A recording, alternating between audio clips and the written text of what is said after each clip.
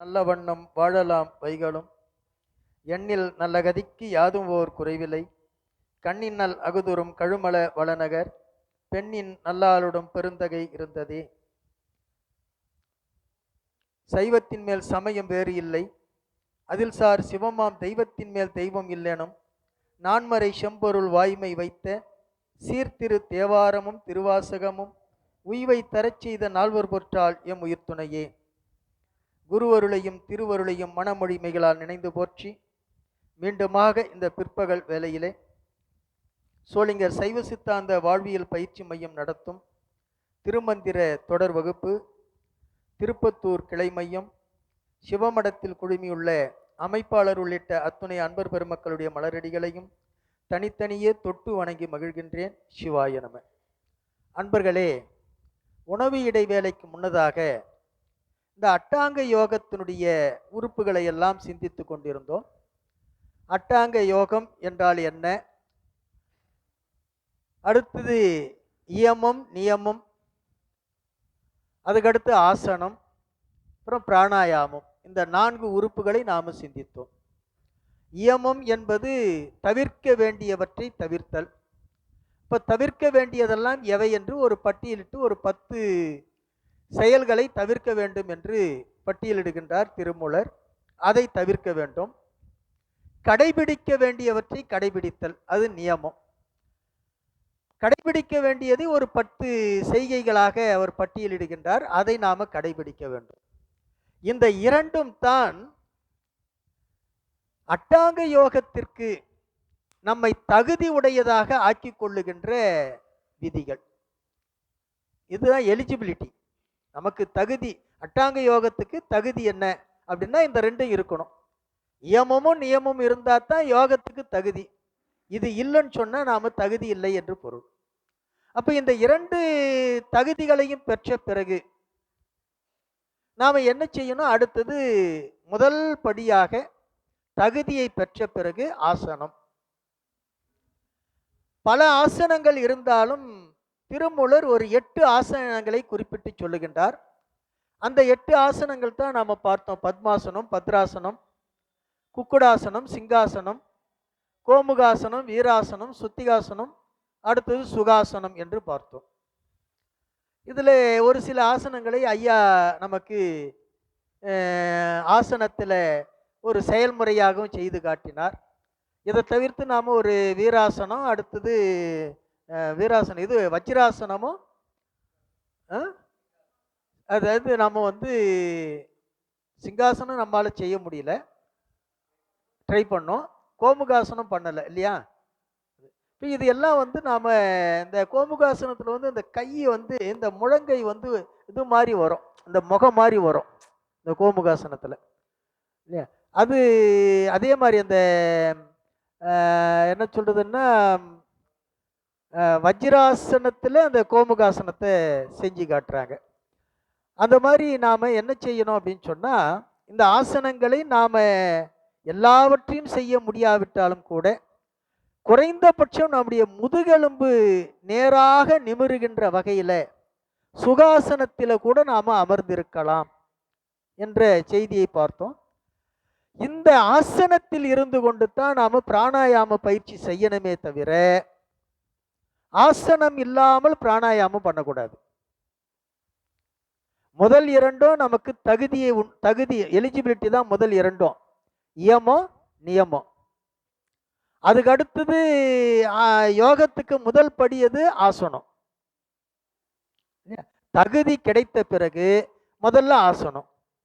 ஆசனத்தில் இருந்துகிட்டு அடுத்தது நாம் செய்ய வேண்டியது பிராணாயாமம். அடுத்தது பிராணாயாமம்.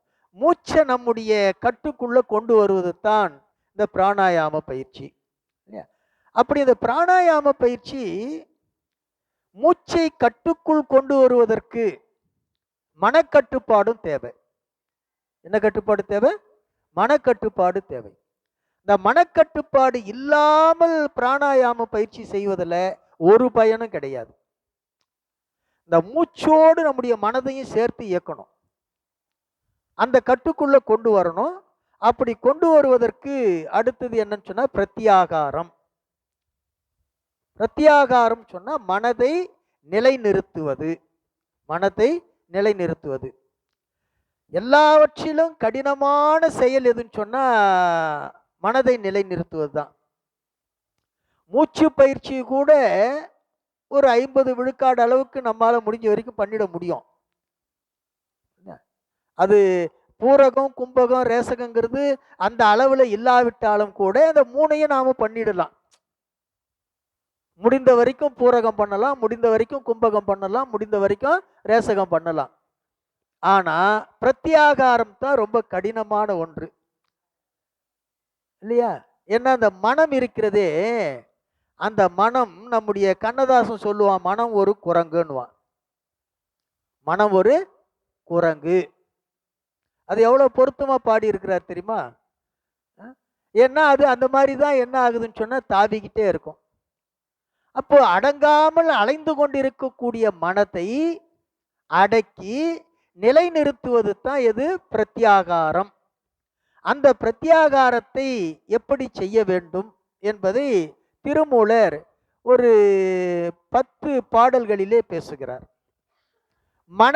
கண்டு கண்டுள்ளே கருத்துற வாங்கிடில், கண்டு கண்டு உள்ளே கருத்துற வாங்கிடில், கொண்டு கொண்டு உள்ளே குணம் பல காணலாம், பண்டு உகந்தெங்கும் பழமறை தேடியை இன்று கண்டு இங்கே இருக்கலுமாமே என்று பேசுகிறார்.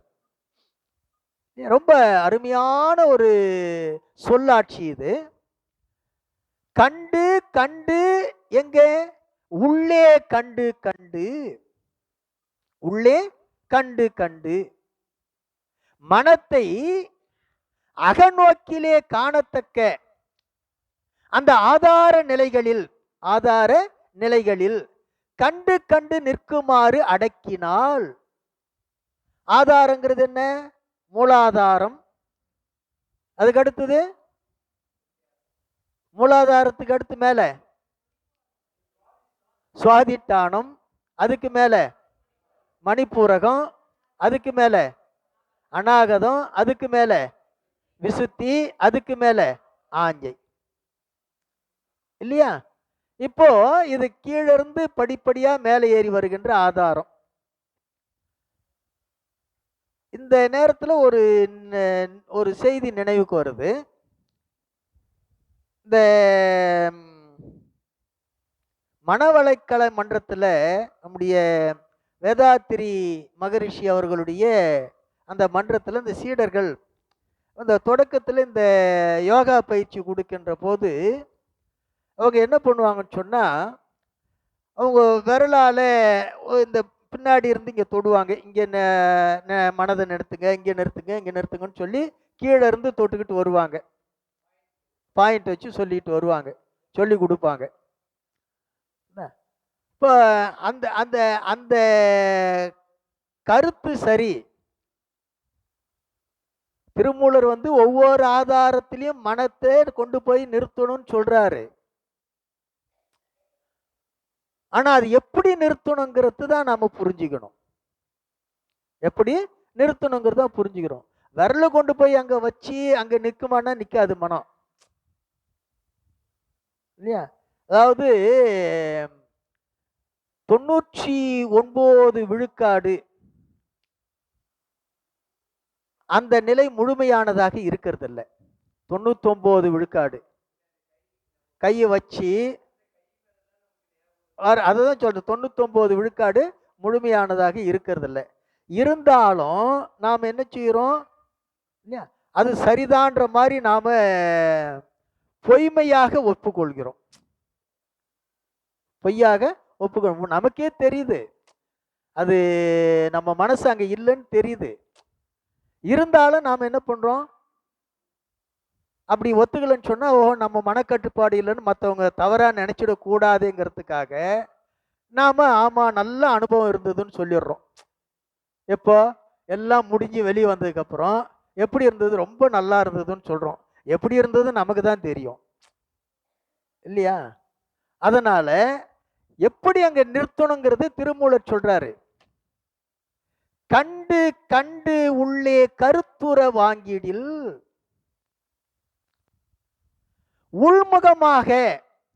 உள்முகமாக ஒவ்வொரு ஆதார நிலைகளையும் அகநோக்கிலே கண்டு, எந்த நோக்கில் காணணும்? அகநோக்கிலே கண்டு, காணத்தக்க முறையில் கண்டு. ஒவ்வொரு ஆதாரத்துக்கும் அதிதெய்வம் உண்டு, அதெல்லாம் பின்னாடி சொல்ல வர்றாரு. அந்தந்த ஆதாரங்களில் அந்தந்த அதிதெய்வங்களை கண்டு அங்கேயே நம்முடைய மனத்தை என்ன பண்ணும்? நிறுத்த வேண்டும். அப்படி நிறுத்துகின்ற ஆற்றலை பெற்றால் கொண்டு கொண்டு உள்ளே குணம் பல காணலாம்.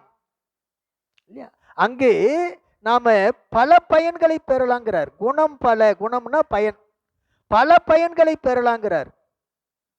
என்னென்ன பயன்? முதல்ல மனக்கட்டுப்பாடு, அதுக்கடுத்தது உள்முகமாக நம்மை ஒடுக்குகின்ற அந்த உணர்வு. இதெல்லாம் எளிதில் வராத ஒன்று, அதையெல்லாம் நாம் பெற முடியும். அது மட்டுமல்ல, பண்டு உகந்தெங்கும் பழமறை தேடியை, இந்த பழைய வேதங்கள்லாம் இருக்கின்றதே, அந்த வேதங்கள் எல்லாம் எப்பொழுதும் காண விரும்பி பண்டு தொட்டு தேடியும் காணாத சிவனை,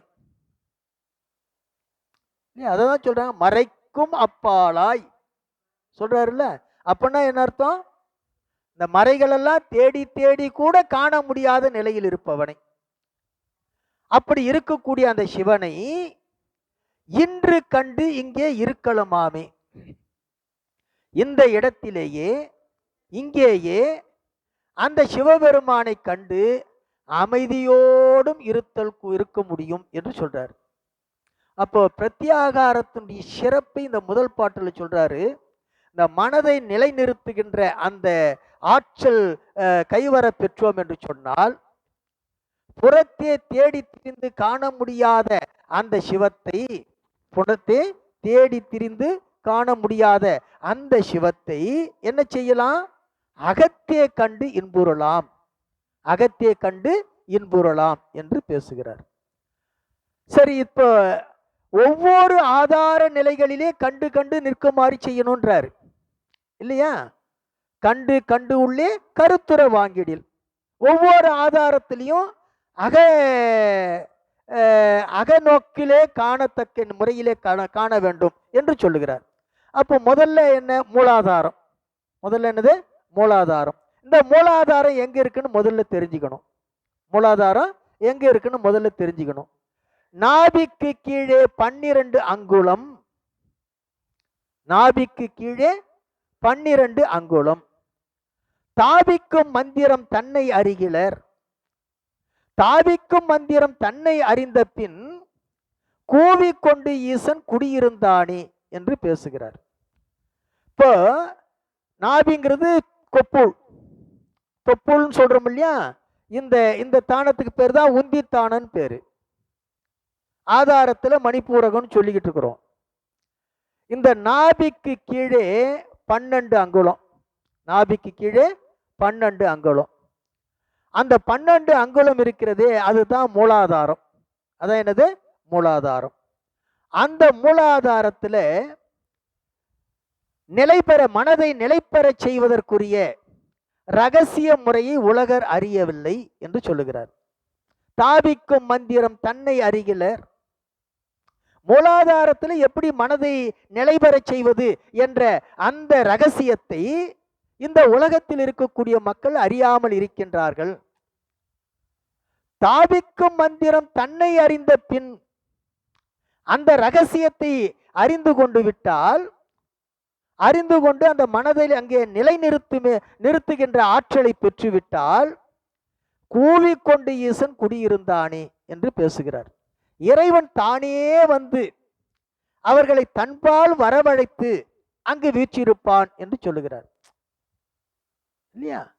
அப்போ அந்த மூலாதாரத்திலே மனதை கொண்டு போய் நிலைநிறுத்துகின்ற அந்த ஆற்றலை கைவர பெற்றுவிட்டால் இறைவனை தேடி நாம செல்ல வேண்டியதில்லை. இறைவன் நம்மை கூவி அழைத்து அந்த மூலாதாரத்தில் குடியிருப்பான் என்று சொல்லுகிறார். அப்போ பிரத்யாகாரத்தில் மூலாதாரம் என்னும் அந்த முதல் ஆதாரத்தை திருமூலர் பேசுகிறார். அது எங்கே இருக்கிறது என்று அடுத்து சொல்றார். நாபிக்கு கீழே 12 அங்குலம் சொல்லிட்டார் இல்லையா? நாபிக்கு கீழே 12 அங்குலம் சொன்னா எந்த இடம்? இன்னும் கொஞ்சம் துல்லியமா அடுத்து காட்டுறாரு. மூலத்து இருவிரல் மேலுக்கு முன்னின்ற பாலித்த யோனிக்கு இருவிரல் கீழ் நின்ற கோலித்த குண்டலியுள்ளே செடுஞ்சுடர் ஞாலத்து நாபிக்கு நால்வீரல் கீழதே என்று பேசுகிறார். அதாவது இங்க மூலம்ங்கிறது எருவாய். மூலங்கிறது என்னது? எருவாய். இந்த கழிவு வெளியேறுகின்ற எருவாய்க்கு 2 விரற்கடை மேலே, 2 விரற்கடை மேலே. அதுக்கு அடுத்தது கருவாய், பாலித்த யோனி. யோனின்னா கருவாய். கருவை பயக்கக்கூடிய கருவாய்க்கு 2 விரல் கீழே, 2 விரல் கீழே. அப்படின்னா என்ன அர்த்தம்? மலத்வாரத்துக்கும்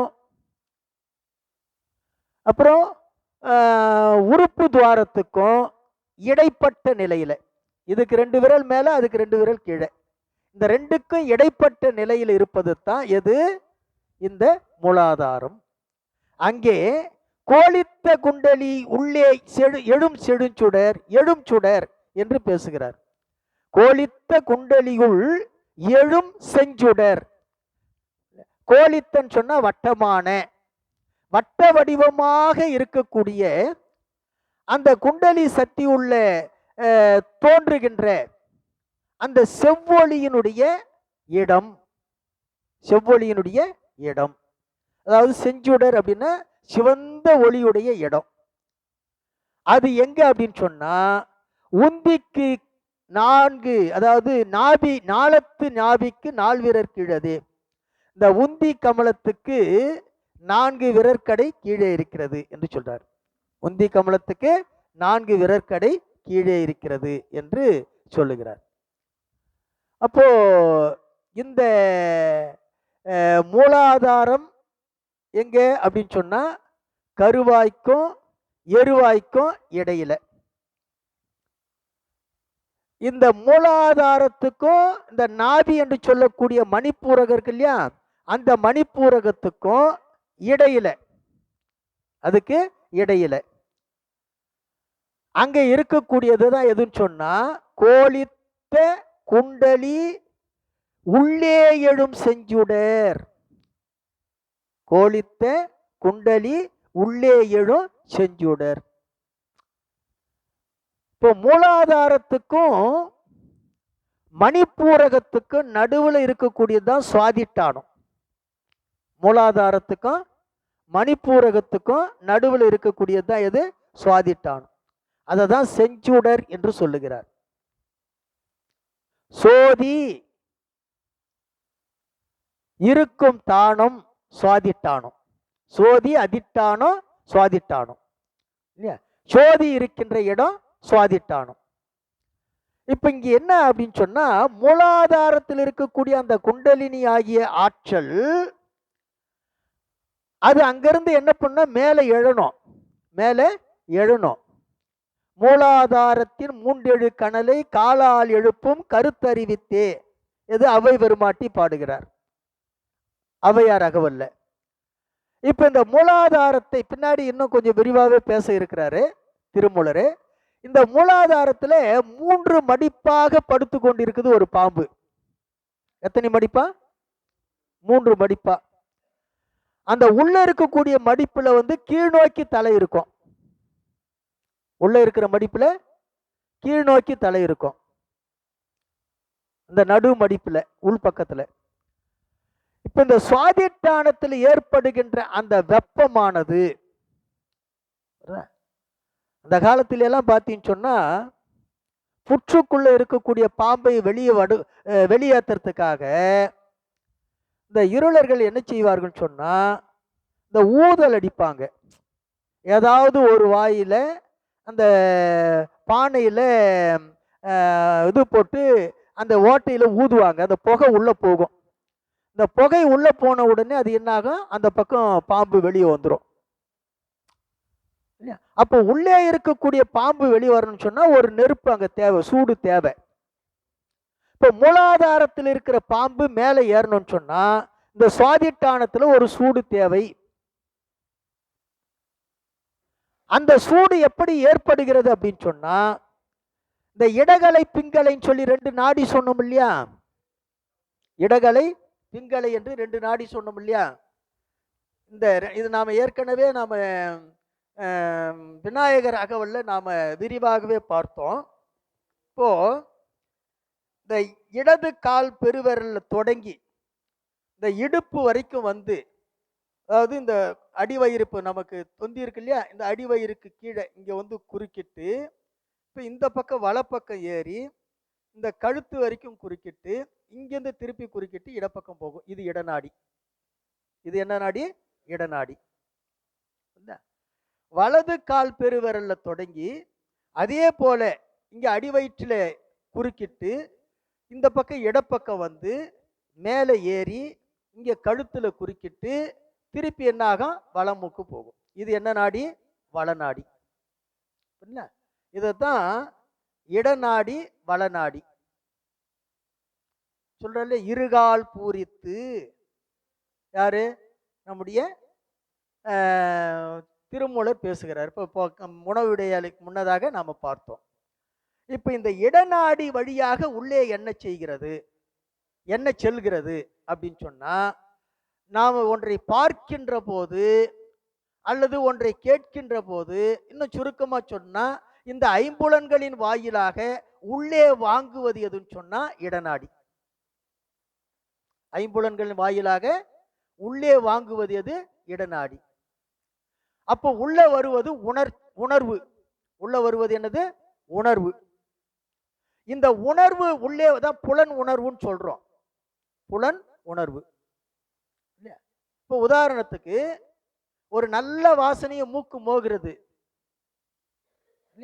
இப்போ அந்த இந்த மூக்கு என்கிற புலன் வாயிலாக அந்த உணர்வு உள்ளே வந்துடுச்சு.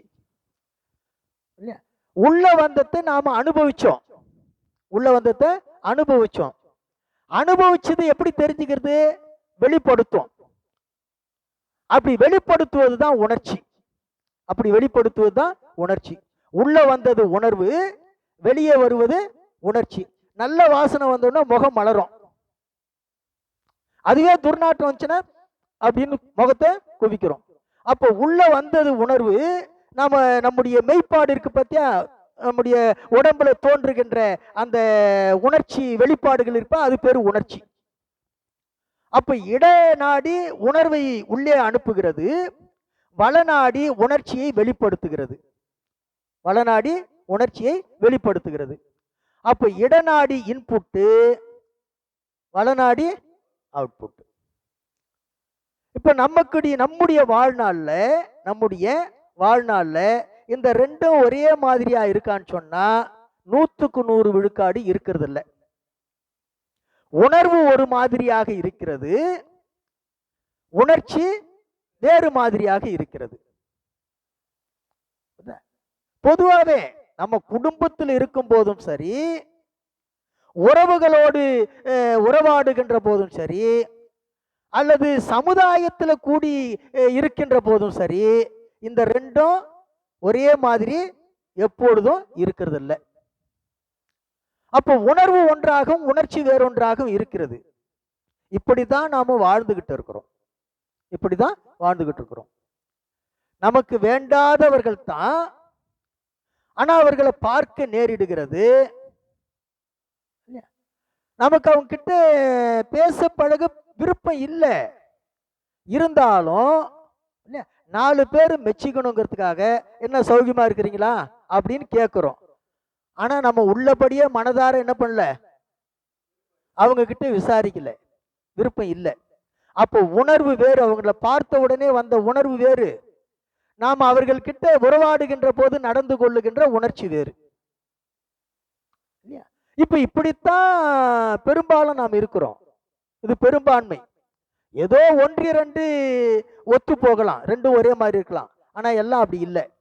எப்பொழுது இந்த உணர்வும் உணர்ச்சியும் ஒன்றாக இருக்கிறதோ, உணர்வும் உணர்ச்சியும் ஒன்றாக மாறுகிறதோ, எப்பொழுதும் ஒன்றாக மாறுகிறதோ, அந்த நேரத்தில் இங்க ரெண்டும் குறுக்கிடு பார்த்தியா, அந்த குறுக்கிடுகின்ற அந்த இரண்டு நாடிகளும் உராசும். இந்த ரெண்டு நாடிகளும் உராயும் போது ஒரு வெப்பம் ஏற்படும். ரெண்டு கையும் தேய்ச்சி மனம் சூடு வருதா இல்லையா? ரெண்டு கையும் தேய்ச்சா சூடு வருது இல்ல? அந்த மாதிரி இந்த இரண்டு நாடிகளும் உணர்வும் உணர்ச்சியும் ஒன்றுபடுகின்ற போது ஒரு உராய்வு ஏற்படும். அந்த நேரத்தில் என்னாக அங்க ஒரு வெப்பம் சூடு ஏற்படும். அந்த சூடு ஏற்படுகின்ற போது சுருண்டு கிடந்த பாம்பு அந்த தலையை மேல் நோக்கி நிமிர்ந்து நிற்கும். தலை மேல் நோக்கினாக நிமிர்ந்து நிற்கும். அப்படி மேல் நோக்கி நிமிர்ந்து நிற்கின்ற அந்த பாம்பு மீண்டும் சுருண்டு போகாத வகையில என்ன ஆகும்னு சொன்னா அதை மேலே அப்படியே தூக்கிட்டு வரணும். அதுதான் ஆதார யோகம். அப்படி மேலே எடுத்துக்கிட்டு வரணும். இப்ப நாம சொன்னோம் இல்லையா, இங்க சொல்றாரு பாரு, நாபிக்கு நால்விரற் கீழே. அதுதான் என்னது? செஞ்சுடர் சுவாதிட்டானம். இந்த சுவாதிட்டானத்தில் ஏற்படுகின்ற இந்த வெப்பம் இந்த மூலாதாரத்தில் இருக்கக்கூடிய அந்த குண்டலினி ஆற்றலை, அந்த பாம்பை நம்முடைய திருமூலர் நாகராசன் என்றே சொல்லுவார். எதை? அந்த குண்டலினிய அப்படி அந்த மேலே ஏற்றி கொண்டு வரணும். இப்படி செய்கின்ற ஆற்றல் மிச்சவர்கள் தான் யோகிகள், ஞானிகள். இப்ப இந்த மூலாதாரத்துல இந்த சூடு ஏற்பட்டு மூலாதாரத்தில் இருக்கக்கூடிய அந்த குண்டலினி மேல் நிமிர்ந்து நினைச்சு பார்த்தியா, அந்த நிலைக்குத்தான் திருவாரூர் பிறத்தல்னு பேரு. அதுக்குதான் என்னன்னு பேரு?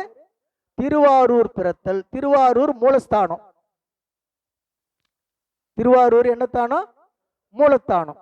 இந்த மூலத்தில் இருக்கக்கூடிய குண்டலினி நிமிர்ந்து நிற்கக்கூடிய அந்த நிலை உருவாகிறதே, அந்த நிலை உருவாகுவதற்கு தான் திருவாரூர் பிறத்தல்னு பேரு.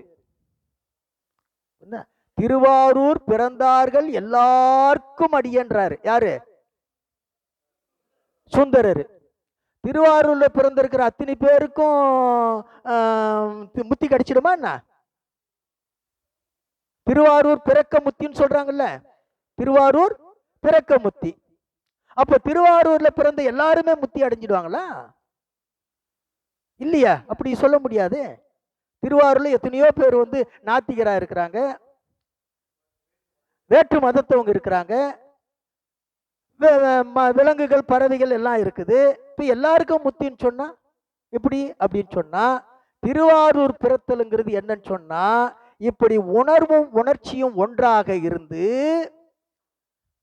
இந்த சுவாதிட்டானத்தில் ஏற்படுகின்ற அந்த வெப்பத்தின் காரணமாக மூலத்தில் இருக்கக்கூடிய அந்த மூலாதாரத்தில் இருக்கக்கூடிய அந்த உயிராற்றல் குண்டலினி ஆற்றல் மேலெழுந்து இங்கே படிப்படியாக ஒவ்வொரு ஆதாரத்திலும் தங்கி மேலே ஆங்கையிலிருந்து இந்த உச்சித்துளை வழியாக மேலே 12 அங்குலத்துக்கு போய் சேரணும். இதற்கான முதல் படித்தான் எது? அந்த திருவாரூர் பிறத்தல். புரியுதுங்களா? இது எல்லாருக்கும் கிடைச்சிடுமா அப்படின்னு சொன்னா எல்லாருக்கும் கிடைச்சிடாது. தண்டியடிகளுடைய வரலாற்றை சொல்லுகின்ற போது சேக்கிழார் பெருமான் பாடுகிறார், திருவாரூர் பிறக்கும் பெருமை தவமுடையார் என்று சொல்லுகிறார். திருவாரூர் பிறக்கும் பெருமை தவமுடையர் யாரு? தண்டியடிகளை பத்தி பேசுகிறார். முதல் பாட்டிலே அப்படிதான் சொல்றாரு. ஏன்னா தண்டியடிகள் திருவாரூர்ல பிறந்தவர் தான். திருவாரூர்ல அவர் பிறப்பு திருவாரூர்ல தான் நிகழ்ந்தது. ஆனா திருவாரூர்ல பிறந்ததுனால அப்படி சொல்லல. ஏன்னா திருவாரூர்ல எத்தனையோ பேர் பிறந்திருக்கிறாங்க, அவங்களையெல்லாம் சேக்கிழார் அப்படி சொல்லல. திருவாரூர் பிறக்கும் பெருமை தவமுடையன்னு சொன்னா இப்படி உணர்வும் உணர்ச்சியும் இடகலையும் பிங்களையும் ஒரே மாதிரி இருந்து மூலாதாரத்தில் இருக்கக்கூடிய அந்த ஆற்றல் மேலெழுகின்ற அந்த நிலையை கைவர பெற்றவர்கள். அப்படி பெறுவதற்குரிய பெருமை தவத்தை உடையவர். அப்ப எல்லாருக்கும் அது வந்துடாது. திருவாரூர் பிறக்கின்ற நிலை எல்லாருக்கும் வராது, பெருமை தவமுடையவர்களுக்கு மட்டுமே வரும். இப்படி இந்த இரண்டும் ஒன்றாக மாறுவது தான் இந்த சுவாதிட்டானத்தில் ஏற்படுகின்ற மாற்றம். இதைத்தான் நம்முடைய அபய பெருமாட்டியார் இடைப்பிங்களையின் எழுத்தறிவித்துன்னு சொல்றார். அப்ப இந்த விநாயகருடைய வடிவத்தை அவர் அப்படி சொல்லுகிறார், அறிவடிவத்தை அப்படி பேசுகிறார். ஆகவே இந்த மூலாதாரத்துக்கு அடுத்தது சுவாதிட்டானத்தை பற்றி பேசுகின்ற போது இந்த செய்தியை நம்முடைய திருமூலர் இப்படி பேசுகிறார். மூலத்து இருவிரல் மேலுக்கு முன்னின்ற பாலித்த யோனிக்கு இருவிரல் கீழ் நின்ற கோலித்த குண்டலி உள்ளே எழும் செஞ்சுடர் ஞாலத்து நாபிக்கு நால்விரர் கீழதே என்று பேசுகிறார். அதற்கு அடுத்ததாக மூன்றாவது ஆதாரம், இப்ப அது மணிப்பூரகத்தை பற்றி பேசுகிறார்.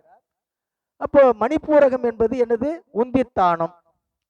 மாலாகி உந்தியுட் கும்பித்து என்று ஏற்கனவே சொன்ன இந்த கும்பகத்தை பற்றி பேசுகின்ற போது அப்போ உந்தித்தானம் என்பது எது? மணிப்பூரகம் என்று பேசுகிறார். அதற்கு அடுத்ததாக அநாகதம். அநாகதத்தை பற்றி சொல்லுகின்ற போது நாசிக்கு அதோமுகம் 12 அங்குலம் நீ சித்தம் வைத்து நினையவும் வல்லையேல் மாசித்த மாயோகம் வந்து தலை பெய்தும் தேசத்துக்கு என்றும் சிதைவில்லையாமே, தேகத்துக்கு என்றும் சிதைவில்லையாமே என்று பேசுகிறார். அப்போ நாசிக்கு அதோமுகம் 12 அங்குலம் இல்லையா?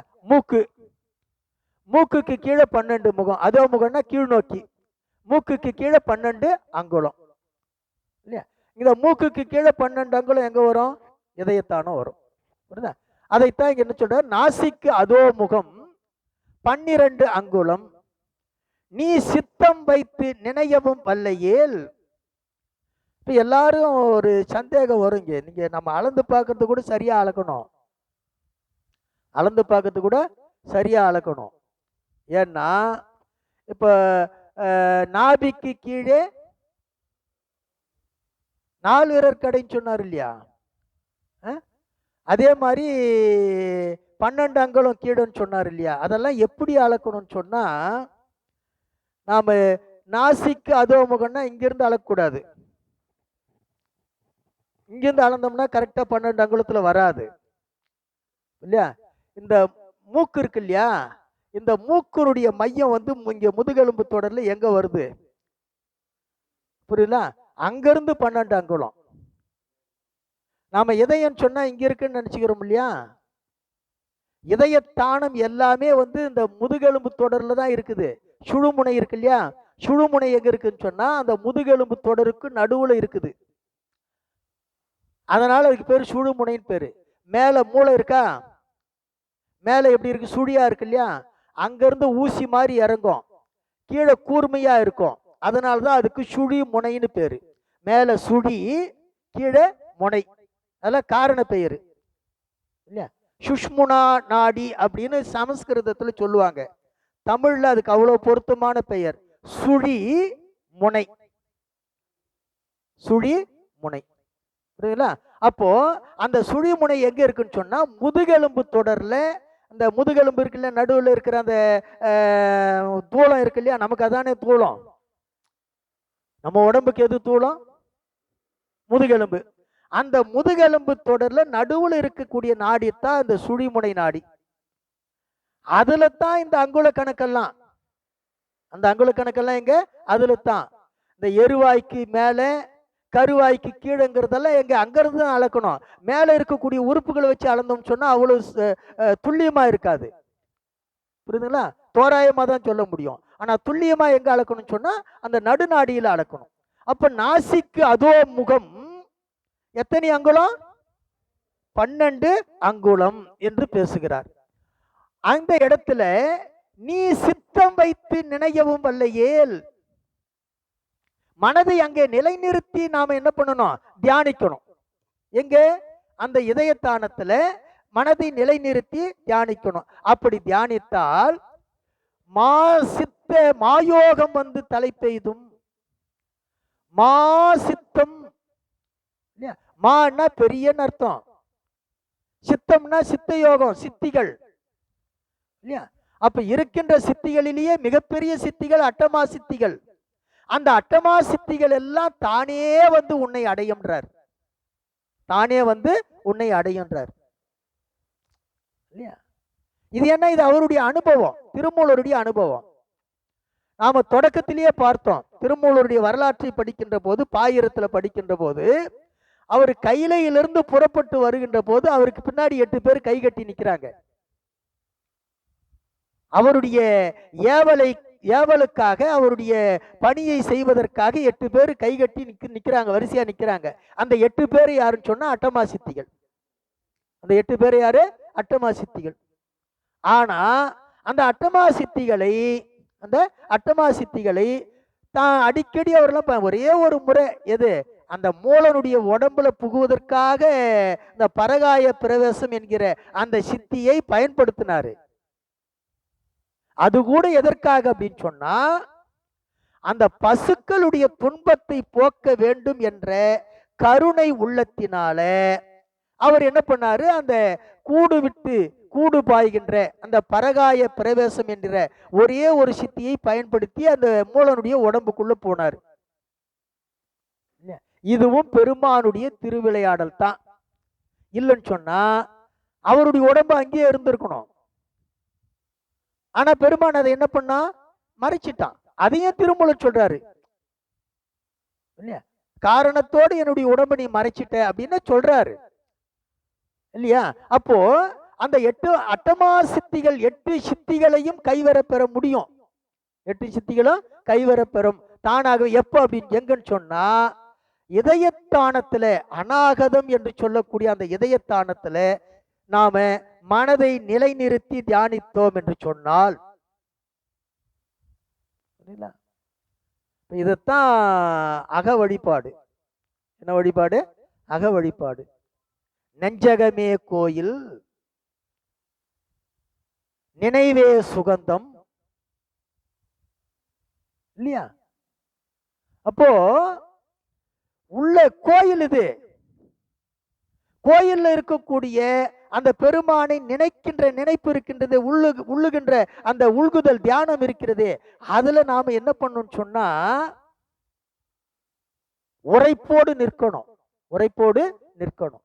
அப்படி உரைப்போடு நிற்கின்ற அந்த ஆற்றல் கிடைக்குமே ஆனால், அதில் வல்லையேல் ஆற்றல் வல்லமை பெற்றோம் என்று சொன்னால், மாசித்த மாயோகம் வந்து தலை பெய்தும் அட்டமா சித்திகளை தரக்கூடிய அந்த சித்தி யோகம் தானே வந்து உன்னை அடையும். அப்படி அடைந்த பிறகு தேகத்துக்கு என்றும் சிதைவில்லையாமே, உடம்பிற்கு ஒருபோதும் அழிவில்லை என்று சொல்றார். இந்த அட்டமா சித்தி கைவர பெற்று விட்டால் நாம என்ன பெற வேண்டியதில்லை, உடம்புக்கு அழிவு வரும் என்று எண்ண வேண்டியதில்லை. உடம்பை பத்தி சிந்தனையே இருக்காது இல்லையா? நாம திடீர்னு ஒருவேளை உலக முகமாக உள்ளம் திரும்புமே ஆனால், என்ன நாம இப்படியே இருக்கிறோமா அப்படின்ற ஒரு எண்ணம் வருமே தவிர உடம்புக்கு ஒரு அழிவும் ஏற்படாது. அடுத்தது சோதி ரேகை சுடரொளி தோன்றிடில் கோதில் பரானந்தம் என்றே குறிக்கொண்மின்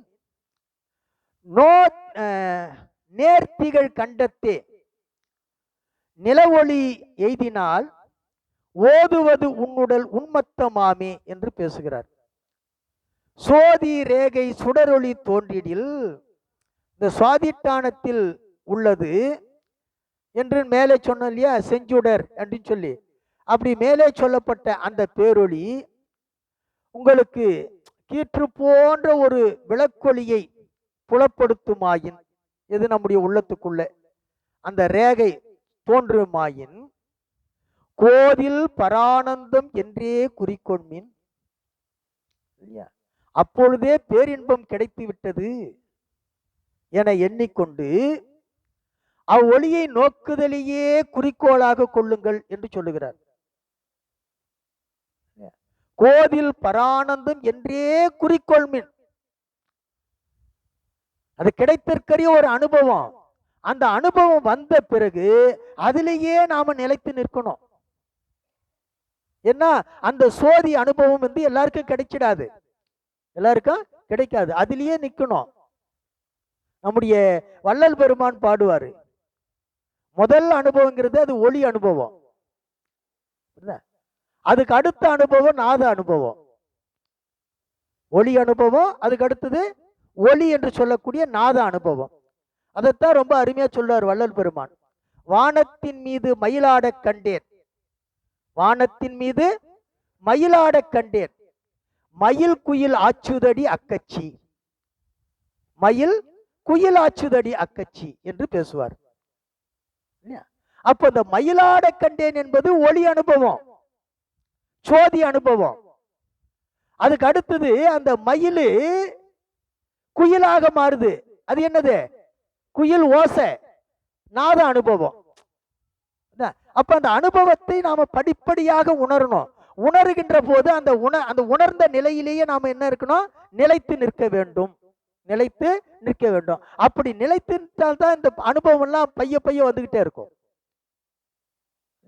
ஆகவே அந்த செய்திக்கு சொல்றாரு, சோதி ரேகை சுடரொளி தோன்றிடில் கோதில் பரானந்தம் என்றே குறிக்கோள்மின். அந்த ஒளி கீற்றிலேயே நீங்கள் குறிக்கோளாக கொண்டு இருக்க வேண்டும், குறிக்கொள்ளுங்கள். நேர்த்திகள் கண்டத்தே நில ஒளி எய்தினால் இதயத்திற்கு அடுத்த தானமாக விளங்குகின்ற, இதயத்தானத்திற்கு அடுத்த தானமாய் விளங்குகின்ற எது? கண்டத்தானம். இதான விசுத்தி, இதயத்துக்கு மேல விசுத்தி. இந்த கண்டத்தானத்தில் நிலைத்துள்ளதாகிய அந்த ஒளியை தலைப்பட்டால் அந்த பயனாக என்ன கிடைக்கும் தெரியுமா? ஓதுவது உன்னுடல் உன்மத்தமாமே. அதன் பயனாக சொல்லப்படுவது அதுகாரும் கண்டறியாத ஒரு புதிய இன்ப அனுபவத்தை நாம் அடைய முடியும் என்று சொல்லுகிறார். அந்த இன்பத்தை தான் அவர் சொல்றாரு உன்மத்தம் என்று சொல்லுகிறார். என்ன மத்தம்? உன்மத்தம். உன்மத்தம்னா என்ன? அதாவது ஒரு லயத்திலேயே திளைச்சிருப்பது சொல்றோம்ல, பித்து பிடிச்ச மாதிரி இருக்கா அவர் சொல்றோம்ல, அந்த நிலைக்கு பேர் தான் அது உன்மத்த நிலை. அதுக்கு பேர் தான் உன்மத்த நிலை. அதனால தான் நீங்க பார்த்தீங்கன்னா இந்த ஜீவன் முக்தர்கள், ஞானிகள், அவங்க எல்லாம் என்ன பண்ண, எப்ப பார்த்தாலும் அந்த முகத்துல ஒரு சந்தோஷம் இருந்துகிட்டே இருக்கும். உள்ள என்ன பார்த்துக்கிட்டு இருக்காங்களோ அதுதான் என்ன பண்ணும், முகத்துல காட்டும் இல்லையா? அந்த காட்சியினுடைய அனுபவம் அவங்களுக்கு எப்படியெல்லாம் மாறுகிறதோ அதற்கு ஏற்றாற் போல அவங்களுடைய உடம்புல அந்த மாற்றம் ஏற்படும். உட்கார்ந்து அப்படியே சந்தோஷமா சிரிச்சுக்கிட்டு இருந்தவங்க திடீர்னு எழுந்து என்ன பண்ணுவாங்க சொன்னா கையை தட்டி ஆட்டம் போடுவாங்க. நாம வெளி முகத்துல என்ன சொல்லுவோம், என்ன பைத்தியம் இவ்வளவு நேரம் சிரிச்சுக்கிட்டு இருந்து இப்ப ஆட்டம் ஆடிக்கிட்டு இருக்குதுன்னு நினைப்போம். ஆனா உள்ள என்ன நடக்குது அப்படின்னு சொன்னா அந்த பேரின்பத்துல திளைத்து, பேரின்பத்துல திளைத்து அந்த திளைப்பினுடைய நிலையை வெளிப்படுத்துகின்ற வகையில இந்த உடம்புல அந்த செய்கைகள் இருக்கும் இல்லையா?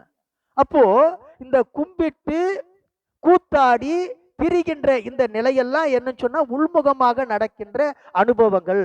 அந்த அனுபவத்தை இங்கே பெறலாம் என்று சொல்லுகிறார். அதற்கு அடுத்தது மூலத்வாரத்தை முக்காரமிட்டிடு. நாம காலையில சொன்ன மாதிரி மூலத்வாரத்தை மொக்காரமிட்டிரு, மேலை துவாரத்தின் மேல் மனம் வைத்திரு, வேலத்த கண்ணை வெளியில் விழித்திரு, காலத்தை வெல்லும் கருத்து இது தானே என்று பேசுகிறார்.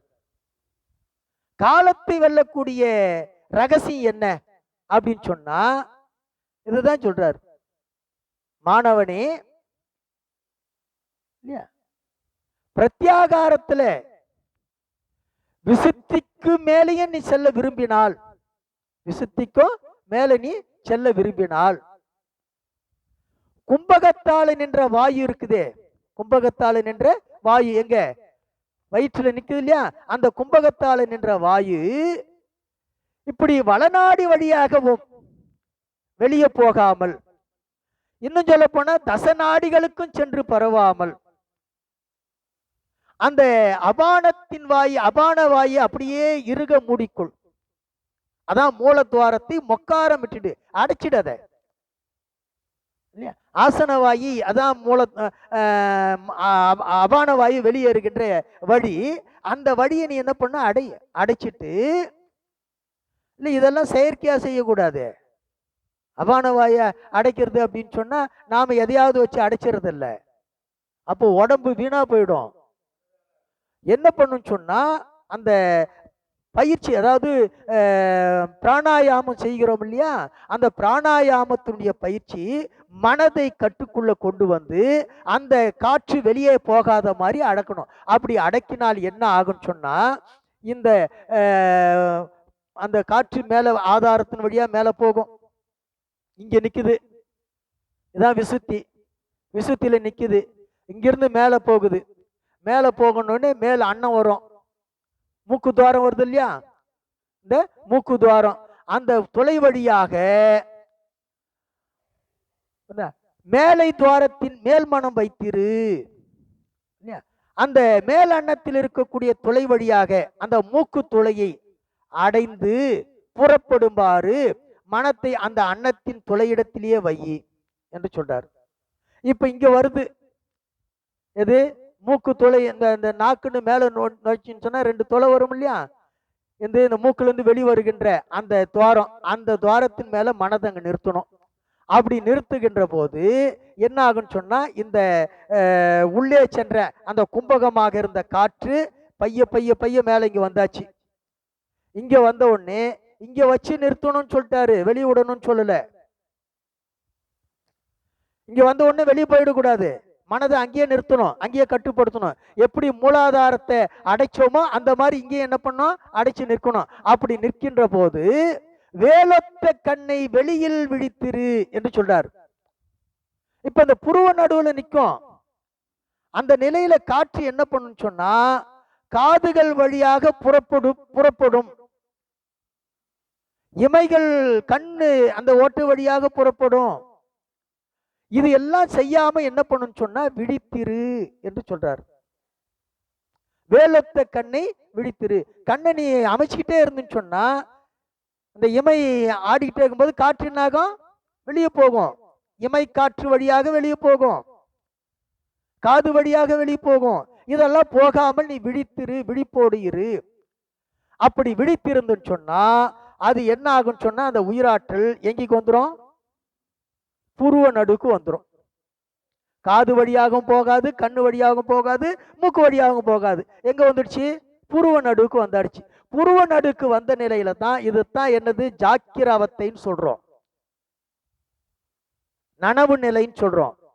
இது என்ன நனவு நிலை அப்படின்னு சொன்னா நின்மலத்துல என்ன நிலை, நின்மலத்தில் ஏற்படுகின்ற நிலை. அந்த நின்மலத்தில் நனவு, நின்மல கனவு, நின்மல உறக்கம், நின்மல பேருறக்கம், நின்மல உயிர் படக்கம், இது எல்லாம் தாண்டி நின்மல துரியாதீதம் என்ற நிலைக்கு வந்தாச்சு. அப்படி வருகின்ற நிலையில காலத்தை வெல்லும் கருத்து அறி இது தானே என்று பேசுறார். இப்ப இந்த ஆற்றலை பெற்றுவிட்டால் காலத்தை வென்று விடலாம், இந்த ஆற்றலை பெற்றுவிட்டால் காலத்தை வென்று விடலாம். ஆகவே இந்த புருவ நடுவுல வைத்து தியானம் செய்ய வேண்டும். மூலாதாரம் முதல் ஆதாரம் கண்ணு. ஆமா ஆமா ஆமா ஆமா ஆமா ஆமா அதுதான். இப்ப நாம என்ன பண்ணணும் சொன்னா இந்த கண்ணை இமைக்காமல் விழித்திருக்கணும், கண்ணை இமைக்காமல் விழித்திருக்கணும். அதெல்லாம் ரொம்ப கடினமான ஒன்று. கையறவிலாத நடு கண்புருவ பூட்டு கண்டு களி கொண்டு திறந்து உண்டு நடு நாட்டு. ரொம்ப அருமையா வள்ளல் பெருமானு கையறவிலாத நடு கண்புருவ பூட்டு கண்டு களி கொண்டு திறந்து உண்டு நடு நாட்டு. எப்படி பாடியிருக்காரு பாருங்க. இந்த கண்ணு புருவத்துக்கான அந்த பூட்டு இருக்கு இல்லையா, இத கண்டு களி கொண்டு திறந்து உண்டு நடுநாட்டு, அங்கேயே நிலைத்து நிறு. அப்ப என்ன பண்ணணும்னு சொன்னா நீங்க இதுக்கு முந்தின திருமந்திரத்திலே சொல்லுவாரு, இந்த நாசியை நோக்கணும்னு சொல்லுவாரு இல்லையா? நீங்க இந்த ரெண்டு கண் பார்வையும் இந்த மூக்கினுடைய நுனியை பார்க்கிற மாதிரி நோக்கினீங்க சொன்னா இந்த ரெண்டு பாவையும் எங்க வந்து நிக்கும்னு சொன்னா இந்த புருவ நடுவாண்ட வந்து நிற்கும் இல்லையா? அப்படி நிற்கின்ற போது நீங்க கொஞ்ச நேரம் தான் முயற்சி பண்ண முடியும். ஏன்னா நாம உலகத்துல இருந்துகிட்டு நாம இதை நான் செய்யறேன்ற உணர்வோடு செஞ்சுக்கிட்டோம்னு சொன்னா நீங்க கொஞ்ச நேரம் பார்த்தீங்கன்னா அந்த கண்ணு வெளியே வந்து விடுற மாதிரி ஒரு உணர்வு ஏற்படும். நமக்கு கண்ணே விழுந்துற மாதிரி இருக்கும், உருத்தம், புரியுதா? ஆனா பெருமானை இங்கே கண்டு அந்த இன்பத்தை உண்டு இல்லையா? அந்த நிலையிலேயே நாம விழித்து நிலையிலே இருந்து அங்கேயே நிலைச்சு இருந்தோம்னு சொன்னா அதுதான் பேரின்ப நிலை. அதுதான் என்ன நிலை? பேரின்ப நிலை. இந்த செய்தியே எல்லாரும் பேசி இருக்கிறாங்க, எல்லா அருளாளர்களும் பேசி இருக்கிறார்கள். வள்ளல் பெருமானும் அதை தான் சொல்லுவாரு. அதுக்கு அடுத்தது வேலொத்த கண்ணினை வெளியில் விழித்திரு காலத்தை வெல்லும் கருத்து இது தானே என்று பேசுகிறார். அதற்கு அடுத்தது எருவிடும் வாசற்கு இருவிரல் மேலே கருவிடும் வாசற்கு இருவிரல் கீழே உருவிடும் சோதியை உள்க வல்லார்க்கு கருவிடும் சோதி கலந்து நின்றானே என்று பேசுகிறார். இந்த ரெண்டு திருமந்திரங்களும் இந்த ஆஞ்சை என்னும் 6வது ஆதார நிலையில மனதை நிலைநிறுத்துவதை சொல்லுகின்ற ஒரு திருமந்திரங்கள். எருவிடும் வாசற்கு இருவிரல் மேலே கருவிடும் வாசற்கு இருவிரல் கீழே, அதுதான் என்னது? சுவாதிட்டானம். இந்த சுவாதிட்டானத்துல நின்று உருவிடும் சோதியை உள்க வல்லார்க்கு இந்த மூலாதாரத்தில் இருந்து உருவி மேலோங்கி விளங்குகின்ற அந்த பேரொளியை புருவ நடுவுல நின்று உள்க வல்லார்க்கு தியானிக்க கூடியவர்களுக்கு கருவிடும் சோதி கலந்து நின்றானே. நம்ம எல்லாம் கருப்பையில கொண்டு வந்து வைக்கக்கூடிய அந்த பெருமான் இருக்கின்றானே, அவன் தான் நம்முடைய பிறப்பை நீக்கவும் வேண்டும் இல்லையா? நம்முடைய வினைக்கு ஏற்ப கருப்பையில கொண்டு வந்து வைக்கிறான். அந்த பெருமான் தான் நம்முடைய பிறப்பையும் நீக்க வேண்டும். அப்ப கருவிலிருந்து நீக்கக்கூடியவனும் அவன் தான். ஆகவே கருவிடும் சோதி பிறப்பை நீக்குகின்ற அந்த ஞானமயமாகி இறைவன் எப்படி இருப்பான்? கலந்து நின்றானே, இரண்டர நின்று அவனே தானேயாகி விளங்குவான். அவனே தானேயாகி விளங்குவான் இல்லையா? நம்முடைய மெய்கண்ட சிவம் சொல்வது போல அவனே தானே ஆகிய அன்னரி ஏகனாகி இறைவனி நிற்க இல்லையா? அந்த பக்குவத்தை இந்த ஆன்மா பெற்றுவிடும் என்று சொல்லுகிறார். அதற்கு அடுத்ததாக